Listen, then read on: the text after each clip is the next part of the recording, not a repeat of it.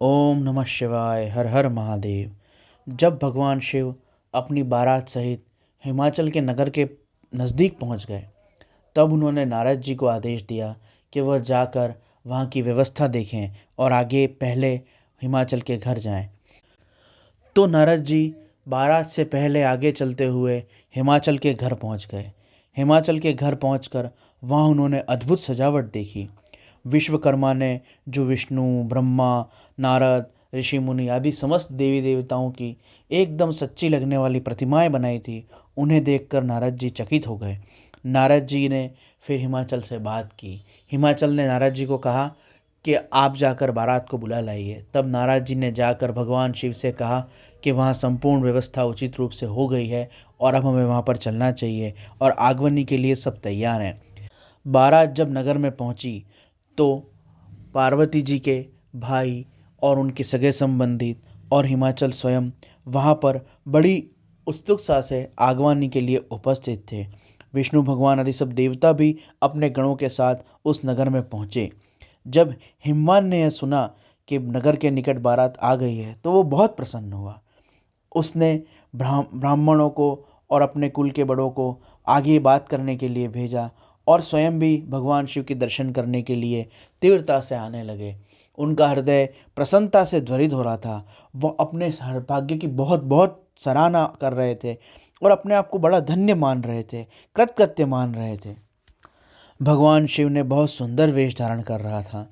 उन्होंने रेशमी वस्त्र पहन रखे थे, मुकुट, आभूषण आदि पहन रखे थे, सुंदर चंदन और सुगंधित तेल इत्र लगा रखे थे। वो बहुत शोभायमान और सुंदर नजर आ रहे थे। उनके बाएं भाग में भगवान विष्णु और दाहिने भाग में ब्रह्मा जी थे और चारों ओर उनके गण थे। पिछले भाग में देवराज इंद्र और अन्य देवता, अगल बगल में उपदेवता विद्यमान थे।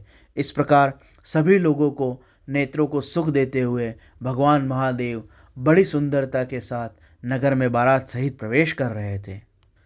वास्तव में भगवान शिव साक्षात परब्रह्म परमात्मा है। वह सबके ईश्वर, उपासकों को मनोवांछित वर देने वाले, कल्याणमय गुणों से युक्त, प्राकृत गुणों से रहित, भक्तों के अधीन, सब पर कृपा करने वाले सच्चिदानंद स्वरूप हैं। हिमाचल ने उनका दर्शन किया। उन्होंने विष्णु भगवान का बाईं ओर, ब्रह्मा जी का दाईं ओर, इंद्र, उपदेव आदि सभी का दर्शन किया और भगवान शिव के दर्शन करने कर वह अपने आप को बड़ा सौभाग्यशाली मानने लगे और आदरपूर्वक परिवार सहित भगवान शिव को उन्होंने प्रणाम किया। इस प्रकार जब बारात नगर के भीतर आ गई और हिमवान के महल की तरफ बढ़ने लगी, तब मैना के मन में भगवान शिव को पहले मैं देखूंगी, इस प्रकार की भावना हुई। भगवान शिव ने मैना के हृदय की इस बात को जान लिया और जब मैना ने ये बात नारद जी से कही तो नारद जी ने कहा कि मैं आपको भगवान शिव के दर्शन करवाता हूँ। वो महल के ऊपरी ऊंचे हिस्सों पे जाकर खड़ी हो गई और वहाँ से देखने लगी। भगवान शिव ने मैना के हृदय की यह शंका जान ली कि वो भगवान शिव के रूप को देखना चाहती है और उसके बाद वो निर्णय लेना चाहती है।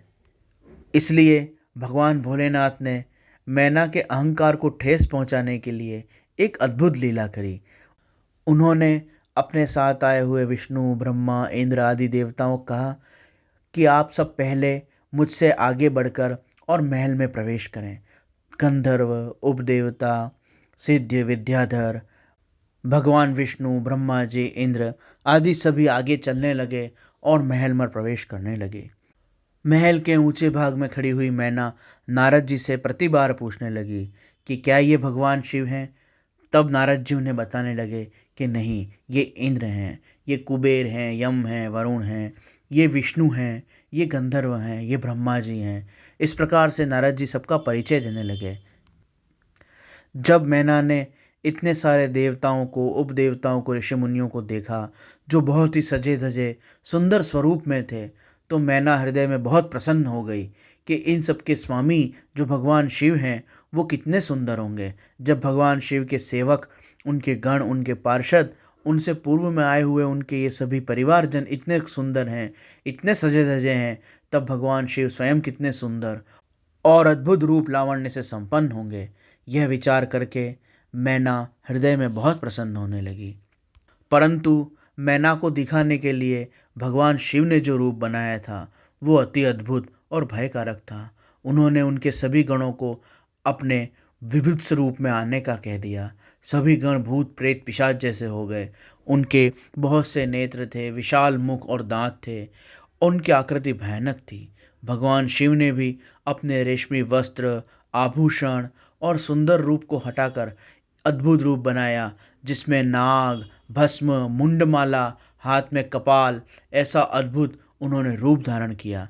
जब भगवान शिव का ऐसा रूप मैना ने देखा तो वो बहुत ही दुखी हो गई और उन कांपने लगी एवं मन में विचार करने लगी कि मैं पूरी तरह से ठगी गई। मैं अपनी बेटी का विवाह इस व्यक्ति से कैसे करवा सकती हूँ। इस प्रकार से वो बेहोश हो गई। उनकी सखियां जो उनके पास ही खड़ी हुई थी, उन्होंने बड़े प्रयास करके उन्हें वापस जगाया। जब उन्हें पूरी तरह से चेतना वापस प्राप्त हुई, वह मन में बहुत दुखी हो गई थी और इस प्रकार विचार कर रही थी कि भगवान शिव का और उनके गणों का रूप कितना भयकारक है और कैसे मेरी पुत्री इनके साथ जीवन भर रहेगी।